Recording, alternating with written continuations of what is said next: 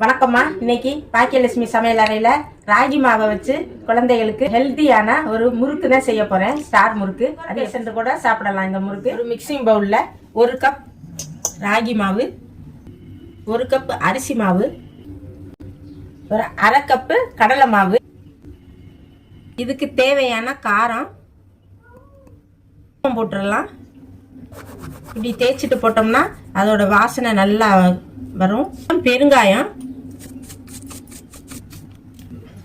தேவையான உப்பு,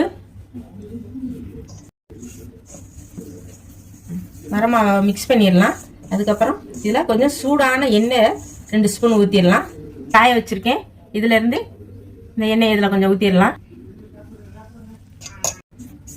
எல்லாம் மிக்ஸ் பண்ணியாச்சு. இப்போ தண்ணி கொஞ்சமாக ஊற்றி கொஞ்சம் கெட்டியாகவே பிசைஞ்சிடலாம்.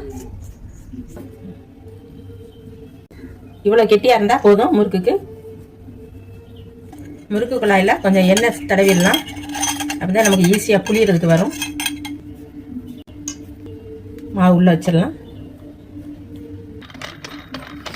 முறுக்கு புளிஞ்சிடலாமா?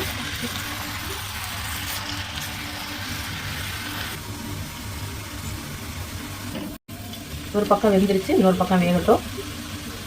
ராகி மாவு சேர்த்துருக்கிறதுனால சின்னவங்கலேருந்து பெரியவங்க வரைக்கும் எல்லாருமே சாப்பிடலாம். சுகர் பேஷண்ட்லாம் பயப்படாமல் முறுக்கு சாப்பிடலாம். அதனால இது மாதிரி நீங்களும் செஞ்சு கொடுங்க. வெந்துருச்சுமா, இதை எடுத்துடலாம்.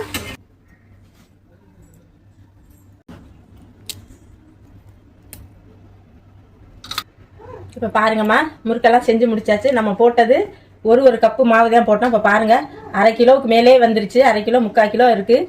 இது மாதிரி செஞ்சோம்னா பிள்ளைங்களுக்கு 2-3 நாளைக்கு நல்லா வச்சு சாப்பிட கொடுக்கலாம். இதே மாதிரி ஹெல்த்தியாக பிள்ளைங்களுக்கு செஞ்சு கொடுங்க. நீங்களும் செஞ்சு சாப்பிடுங்க. ஆரோக்கியமாக இருங்க. அடுத்த ஒரு நல்ல வீடியோவில் சந்திப்போம். நன்றி, வணக்கம்.